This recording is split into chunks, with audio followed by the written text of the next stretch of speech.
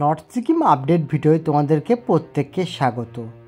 আমরা এখন রয়েছি ইয়াংথাং ভ্যালি যাওয়ার রাস্তায়। প্লিজ বন্ধুরা, তোমরা পেজটাকে ফলো করে সবাই লাইক করে দিও, আর ইউটিউব চ্যানেল থেকে দেখলে চ্যানেলটাকে সবাই সাবস্ক্রাইব করে দিও। আমি কন্টিনিউ তোমাদেরকে আপডেট ভিডিও দিতে থাকবো।